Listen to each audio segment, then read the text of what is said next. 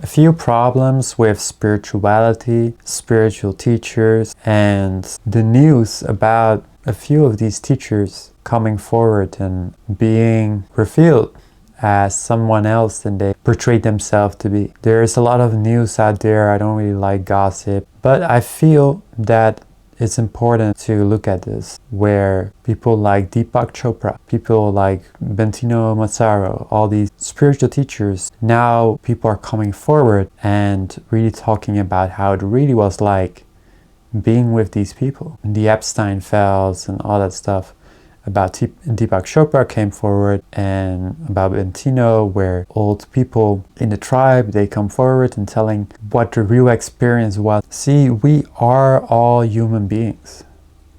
And I think that the idea of a guru, the idea of spirituality and transcending your own human limitations is taken in the idea that people can be holy, in the sense that we are holy and we can have holy people. It doesn't mean we cannot be very spiritual being alive. We can be very much connected to God, in my opinion, but that we are perfect, that anything is possible for us, is an outrageous statement.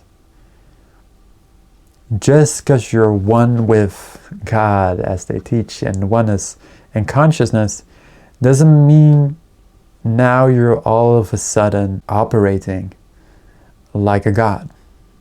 It's not like I say some magic word and all of a sudden I will have, glass in my hand, or I will have, something appear here. You're a human. You have human limitations, you have human desires, you have problems, issues, and just because you maybe have meditating a lot doesn't mean that all of these issues go away. And it's funny because I've been listening to these teachers, and actually I would still say a lot of the things that they're saying I kind of stand for. The only thing I want to talk about is this idea that just because you're a spiritual teacher, you're now better than human. You're beyond human. You no longer have the limitations of a human being, and now you can just magically do things or be holier than Tao. I feel that's too much, It's too much. We praise humans too much, not understanding that they can still have faults, that they can still have big problems. Just because you meditate and are a successful meditator doesn't mean you don't have other problems. You could have problems with the opposite sex, you could have problems with money, you could have problems with socializing, you could have had a narcissistic parent or something, you could have had anything. Just because you're good at meditation doesn't mean you bypass all these things humans go through. It's almost that a teacher projects itself as someone holier than Tao, and people bow down to them. Now they have to maintain that picture of me being holier than Tao, and all of that what is human is now being suppressed by that teacher, because they have to act like they're Jesus. They have to act like they're sinless. They have to act like they have never done anything wrong, and that everything that they do is holy. And all of this suppression is coming out in all these different ways. You can now see how it's coming out with Deepak Chopra, right? You can now see how it's coming out at Bentinho. All of that projection of the people praising them, right, now have made them into this little prison of I'm a teacher and I'm holy, but I can therefore not do anything wrong. I shouldn't do anything wrong, at least not in the public. So in the public, they create this perfect picture, right? Deepak Chopra creates this perfect picture of how he is acting. Bentinho creates a perfect picture of being meditative and still and all of that. And a lot of the words that they say, they're very true, they're very resonant. But then what happens behind the scenes is all of that suppression coming out in different ways, because they're still human. But they're presenting themselves as not human. And it's almost like we cannot just have a teacher that's just normal. In the spiritual community, there's always a teacher that is holier than thou. It's either the teacher is holy or, he's nothing at all. And that's just not true. Someone can have evolved with something in meditation, but that doesn't mean that now all of the problems are gone. That's just Disney World, Disney type of thinking. That's also why I haven't been listening much to any gurus or stuff. Like in the past I used to, but I don't listen so much to it because I feel this projection that people put on them, and now them trying to maintain the type of way of seeing themselves.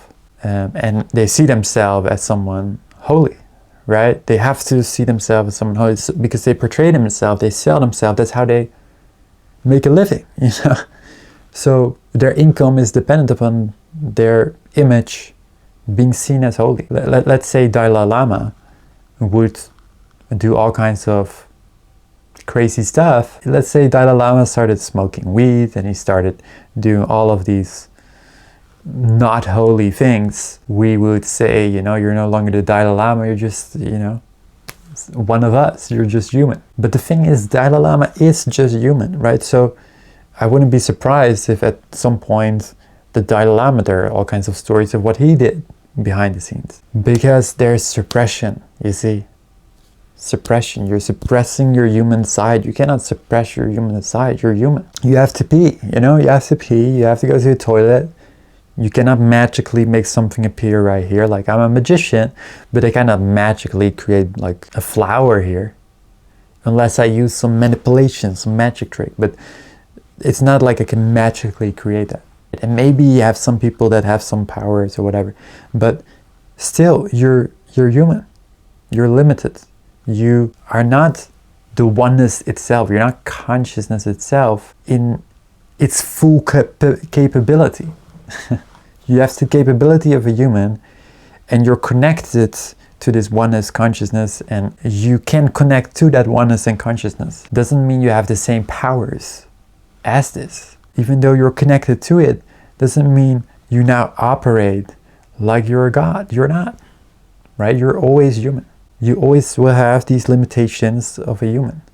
And maybe some humans have more capabilities or whatever, but they're now not holier than thou. So even the monk somewhere in the Himalaya, he's not holier than thou. He still has to pee. He still has to go to the toilet. He's still human. And there's a lot of suppression, maybe even in him, where he's dealing with all kinds of conflicts because he's suppressing maybe some sides of him. That's what I want to talk about these spiritual teachers and, the things that have come forward lately about spiritual teachers, but also understanding what consciousness really is, because consciousness doesn't mean you're now being conscious and you're able to just operate like a god. It's not like you have some god mode like in a game where all of a sudden you can, bypass all the stuff. You will still have problems. You will still have issues. You will still have maybe traumas or things to deal with. People projecting this holier than thou picture on teachers, and these teachers playing that role and maintaining that image creates for that teacher to suppress a lot of sides of them, and creates this little prison of now them needing to act holy and spiritual and conscious. They cannot act unconsciously because that wouldn't be spiritual, so they have to remain their picture in the public, at least in the public, right? So they have maintained a perfect public picture for a long time, but behind the scenes all of this has to come out in some way. And that's now what it's being revealed, right? It's being revealed what has been happening, and it's not pretty. And that's also what happens with suppression. When you suppress things, it doesn't come out pretty. I would like to see in the next generation of teachers and the next generation of spirituality, more teachers that are, helping people, but also people understanding that just because they know something doesn't mean that they're holier than thou. Doesn't mean that they're still not human. They're still human. Even if they have some understanding about connecting to consciousness, what anyone can understand. You understand? Like even a person that's super traumatized, has been through the worst. If I would spend a month with that person, I would still maybe be able to help them to connect to something conscious, to understand consciousness, on a deeper level.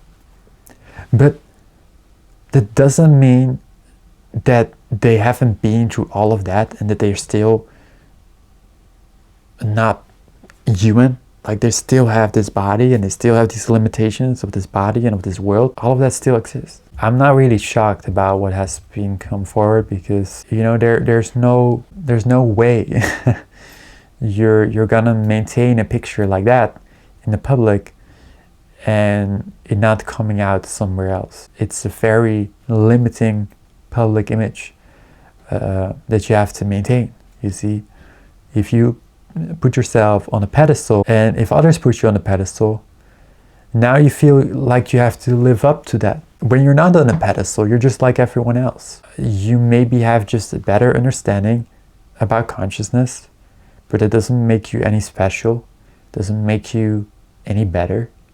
It doesn't mean you're perfect, and it doesn't mean you don't have any problems.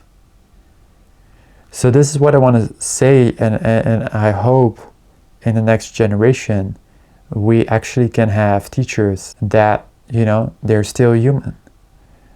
But also we can still help each other evolve, become more higher conscious, but also we can understand that we're not superhuman. Okay, it's childish. Okay, it's childish. We're not having to put people on a pedestal anymore. That's what I want to say with this message. It's like, let's stop putting each other on a pedestal. Let's just see everyone and each of us as just human beings, and nobody is perfect. Okay, and then we also don't have to have these teachers needing to remain a perfect image. I want and I trust people that don't have this perfect image more, because I know that they're not just hiding, they're being authentic and they're showing themselves. They're not remaining a fake picture of holier than thou. Nobody's holier than thou. Not the Dalai Lama, no guru. They all are still human. They still go to the toilet, still have to eat. They cannot make something magically appear.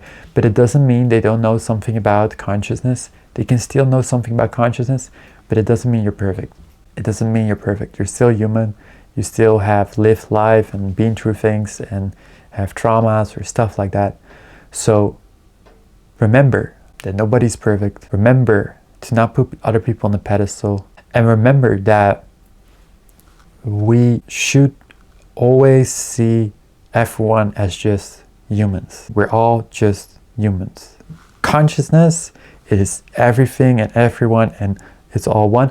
But even though we're connected to it, we are not better than the next door neighbor. We're just all human. That's what I want to say. I hope this will help people in the spiritual community. Actually, it would be freeing for many people, because it would be like, oh, like, I don't have to put these teachers on a pedestal. I could just learn about consciousness and understand that I will always have these human limitations. I think that's a much freer and better way to look at these teachings of spirituality, because there's still truths in many of these teachings. That's the funny thing. Like, there's so much truth in what Deepak Chopra says and Bentinho says. They might understand a lot of consciousness, but also they're not completely healed. And I don't think anyone is, So